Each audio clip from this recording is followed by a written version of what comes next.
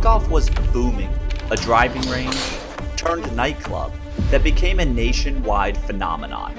It wasn't just golf, it was cool, and 500,000 people were visiting each venue each year. But today, the crowds have thinned.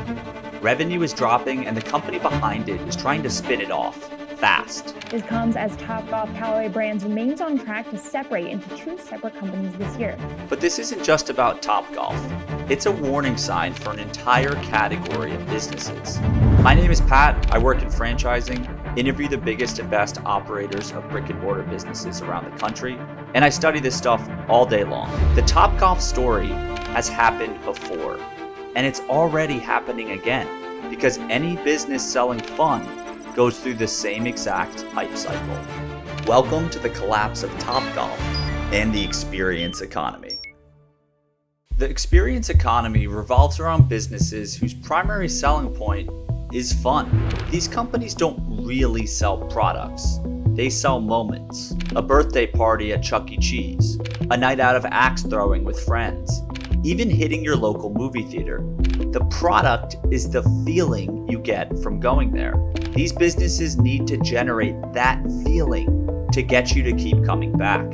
Which brings us to Topgolf, possibly the crown jewel of experience businesses.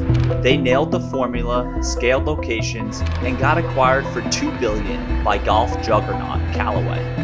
But Callaway made the same mistake that many have made before in this category. Let's go back to the beginning for Topgolf and start at step one of the hype cycle these businesses go through. Founded in the UK in 2000, Topgolf launched in the US in 2005, but didn't start hitting their stride until a few years later, when they started marketing their venues as a place for a social outing. Combined with their tech, Topgolf became a place where both professionals and beginners could have a good time. It was a fresh experience.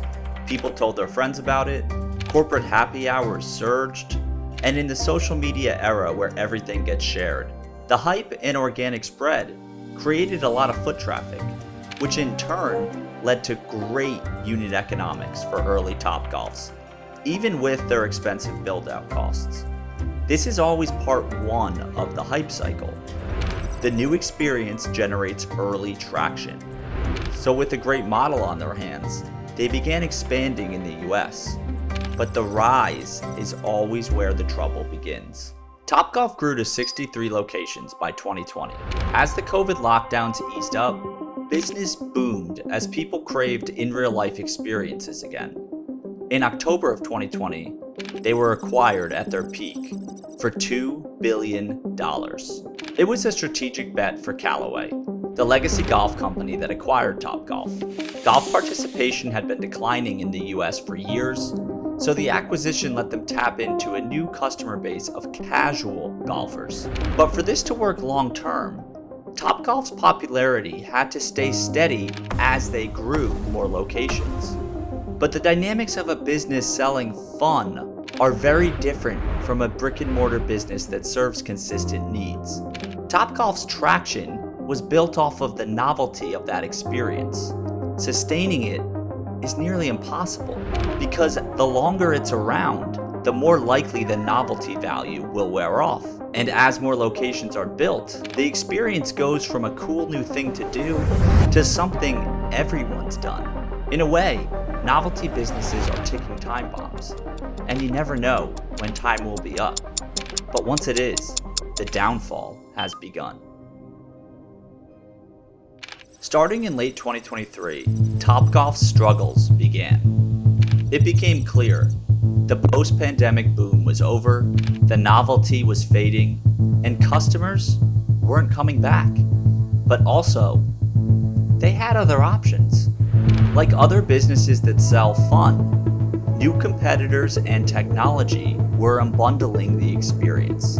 There's little brand loyalty when instead of driving to a 10-acre Topgolf facility and paying their minimum pricing, you can go to growing chains like X Golf or 5 Iron, where you can have a beer and a few swings on a golf simulator. Or you can just pay a cheap monthly membership for 24/7 access to just a golf simulator at a number of growing brands. Shades of the Topgolf experience are now far more accessible and way less novel. Add in the macroeconomic forces that are hurting many businesses, and you have a perfect storm of events. Today, Topgolf is losing up to $12 million per quarter. Callaway's stock is down 51% since the acquisition. The combined Topgolf Callaway is worth less than what Topgolf was bought for in 2020. It's a stunning case study of value destruction.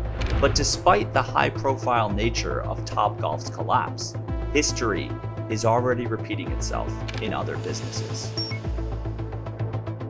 From entertainment-style concepts with pickleball courts to rage rooms where you can smash a bunch of stuff for an hour. Just like Topgolf, these businesses have built their initial traction off novelty value.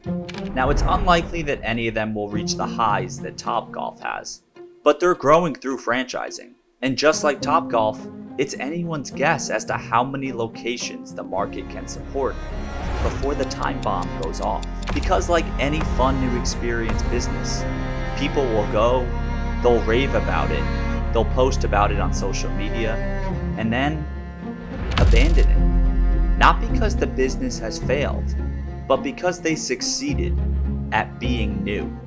And nothing stays new forever. If you enjoyed this video, subscribe to my channel for more like it. And if you're interested in franchise ownership, get in touch with us via our website.